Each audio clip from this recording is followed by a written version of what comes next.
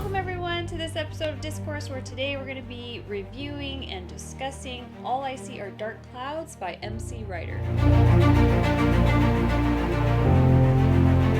I used to tell my best friend through thick and thin I'd always have her six, and then I was the one who stabbed her in the back. I have to live with that regret every day, which is why I chose to drink animal blood, chose to be weak against my nature. I am a vampire, a creature of the dark, a shadow in the night. Dark clouds surround me everywhere I go as I try to find my place in this eternal world. Tons of spoilers! Tons of spoilers. So if you haven't read the first two books, stop the video, read those, and then watch this one, and then read this book. So this is the third book of the series, the final book. This is the conclusion to the entire story. So the first book was The Darkest Side of the Moon, which was where we were introduced to all the characters, like Nadine, Vince, Camille. Yeah, the vampires, werewolves, the prophecy. The prophecy that Nadine fulfills to end the reign of the evil vampire and Vladimir. Bring peace into this war that's going on behind the scenes. The second book, A Dance Between Light and Darkness, that's where we are taken through the aftermath of the battle against Vladimir and all the bad vampires. And so Vince takes it upon himself to kind of take over the vampires and help rehabilitate them so that they're not necessarily good, but that they're capable of being around humans. Not trying to eat them, but working with them. Right, exactly. We're introduced back to Camille, who played a big part in everything. She feels responsible for her best friend's death, for just a lot of bad that has happened. As the title of this book suggests, The Dark Clouds. Everywhere she goes, you could visualize a dark cloud just raining over her because she's sad and she just can't let go. So like you mentioned, at the end of the second book, we're reintroduced to Camille, right? And her journey back into being rehabilitated to becoming a better vampire, I suppose. So the third book, it's all about Camille. Amelia comes back into the story as well as Vince, but it's mainly focused on Camille and her sort of trying to come to terms with all of her past actions that she deems unworthy of her obtaining like forgiveness and things like that. So throughout the entire book, she's struggling internally with her past guilt and all her trauma, because she did go through a lot of trauma as well. Yeah, which some of it was her fault, jealousy. Some of it wasn't, because she was manipulated. Some wizard, magician guy. Used her. Warlock. It's like Warlock, like, used her. It's like every other day she keeps telling herself that she deserves death, like she should have been dead. She just can't accept the fact that they're willing to forgive her and help her rehabilitate. Yeah, I mean, she's constantly like thinking, I can't believe that they went through all the trouble to just helping me when they should really hate my guts and wish for my death every moment. Even though a lot of them are nice. They're nice to her. Right. They help her out. They're not pushy. They're just kind of like, if you're ready to talk, we're here. Right. I'll be over there 10, 20 feet away. Right. But so she's still like, oh no. But she does have someone, right, that she confides in. She has Cecily, basically like a therapist sort of to Camille. She helps her sort of work through her past traumas, helps her try and like just reconcile with herself. She sort of relives certain moments, and there are parts of those moments where her dark side kind of shows a little bit. But I feel like it's hard, right? Because everybody, just like it said in Harry Potter, everyone has light and darkness in them. And it's tough, I don't know, to choose, I guess, in the moment of when you have like this envious feeling like she did, right? And this jealousy. She was envious, jealousy, and hatred. She meant to strike at one person, but she struck at another. Yeah. So she still intended to do something bad, but because it was so extreme and she was so angry and envious, she ended up doing the worst of it. Yeah, and that brings up another quote from the book that this Cecile, right?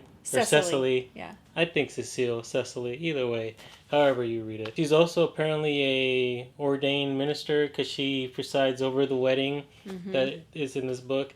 And she says that even in the darkest of days, the sun rises. Yeah, because I think she is like, even though there's darkness, you can still choose light. You can still overcome and persevere and forgive yourself, but also just be like, I can be a good person. I want to be a good person. Which she does try a lot. Which sometimes it seems like too much. But, that's what I wanted to mention. But it's also like her bracelet, remember? What would Nadine do? So she wears this bracelet that essentially gives her a reminder every moment of every day. What would Nadine do? Nadine was always fighting for the little guys, against bullies and standing up to people, or standing up for what was right. And I feel like Camille now, it also helps her work through all her mistakes.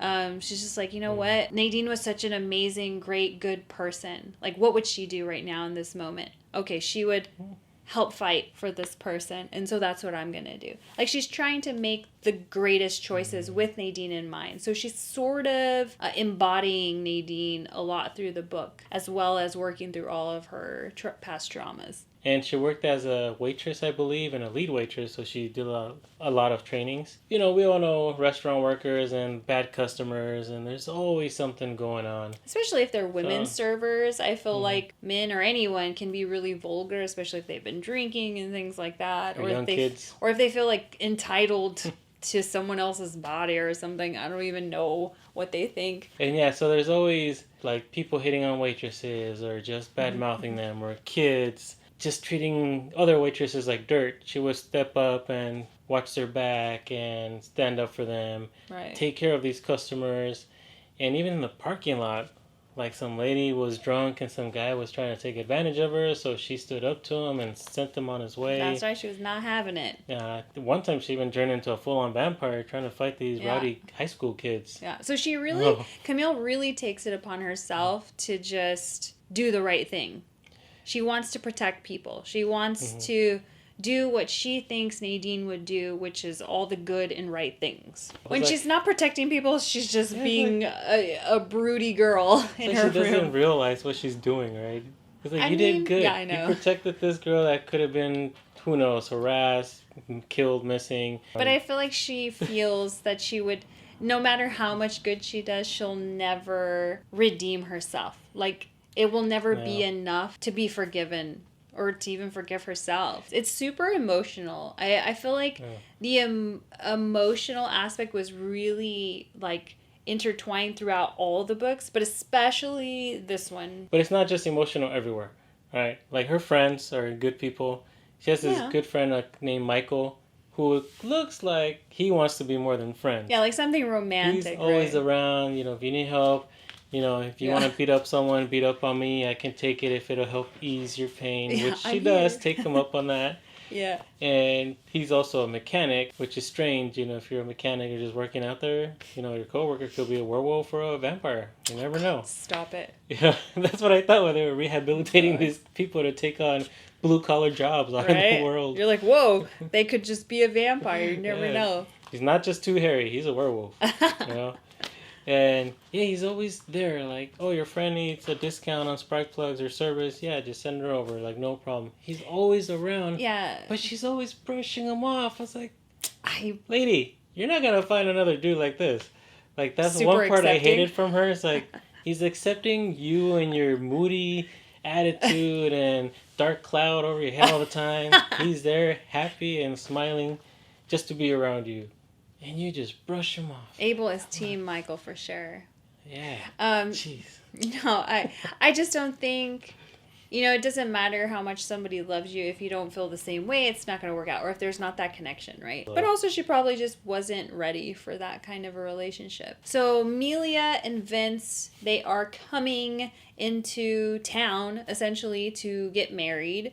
So with that upcoming event, it really sets Camille off emotionally, like mentally, all kinds of she's stuff. She's happy, she's sad, she's excited. Yeah, she's excited for the wedding, but then she's also like, ugh, oh my God, how do these people still want me around? Yeah, like, I just don't get it. I wouldn't want me around. She's like, I should be there next to Amelia, but I shouldn't be there next to Vince. Yeah, and then she has like all the support, like you were saying, Michael, Vince, and Amelia, Cecily, just every single person around her is super supportive, and yet she just feels like, I just don't deserve anything or anyone. So with the wedding coming up, the same day of the wedding, Camille is attacked by a group of dogs, basically like a gang of dogs.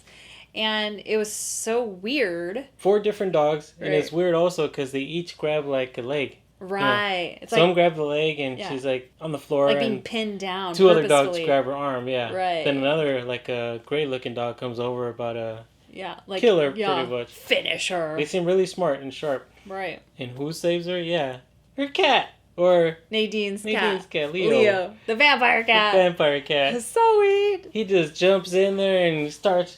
It's like a cartoon. You just see the dust cloud, and even the dog's like, "What's going on? What's my cheek?" And then they show, or as you read, you imagine it. They show the cat over there, like on his hind legs.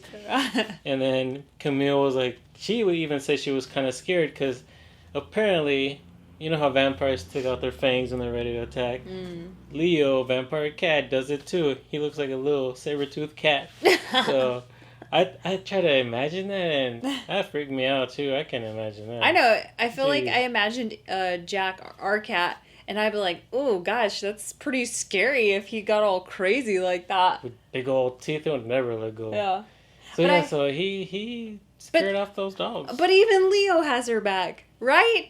He even cares about her and has forgiven her and knows that there's good in her and that she is capable of doing what's right in the world. With this attack, it kind of brings on a lot of suspicion. Like, that didn't seem normal. Like, who's behind it? This was a planned attack. Like, what is going on? So there's talk of like, is it the werewolves? Did some of them not agree to this truce with vampires? Like, what exactly is happening? So there is like this mysterious situation going on with that. Is there another bad guy? Are some of the werewolves pretending to be good, but they're still bad? And these are dogs. It seems like they were too smart and too sharp because even Camille noticed their eyes, like looking around, looking at the cat, looking at her, like smart about it. They might not just be regular dogs. Right. So there is a mystery in that. Like, who are these dogs? Are they related to werewolves? And is it a bad guy who they already know? Or is it a new bad guy that's going to start trouble? I don't know. So I feel like this book ends on a really good note for Camille, like a really great path of healing. She finally sees and accepts that people are willing to forgive her, and it helps her really, like, you see her character growth, right? It's like closure. Yeah, she gets closure. I feel like she ends up being a really great and amazing, redeemable character. But each book is different, where the first one is in Nadine's point of view, right? Second one is in Vince's point of view, and the third one is Camille. Yeah. A lot of similar characters, but they each bring on new ones. Right. And there's a lot of interesting facts and things that keep amazing me. Like, I'm sure a lot of us are like, we've heard all the werewolf or all the vampire stories, but did you know that vampires cry tears of blood? I know. Like, it's referenced a lot and it's mentioned a lot, and I'm just like, dang, that is crazy. Like, when she was crying in the rain, it was mixing with the water. I could just like imagine like a blood bath happening. Yeah. And I mean, even though it was a nice moment happening, I just felt like, how scary would that be if you just walked upon someone crying blood in the rain? Yeah, and another cool thing that we read in this book is that Leo, he doesn't just protect Camille. When Camille's injured or someone's injured, he coughs up not a hairball, but a blood ball. And Camille seemed to be used to it. She would just choke down this blood ball like a blood clot. I'm just imagining a big blood clot. I know, like a congealed mass of just blood. And she would heal and feel better. Hey. Which is... That's a useful... Like, okay, I love cats on the regular, but like, if they can... help me on daily necessities, like just living. That's great. I want that cat around for sure. You get protection and power ups. I know. Yeah. Boop, boop, boop, boop. That was interesting. Right? Yeah, Ooh. this cat. Yeah, in the first book, he was just Just a little cutie pie. a little. And then he became super badass in the second one, super helpful. And then the third one, boom, look at that, saving lives. Thanks for hanging out with us, guys, and be sure to check out All I See Are Dark Clouds by MC Writer.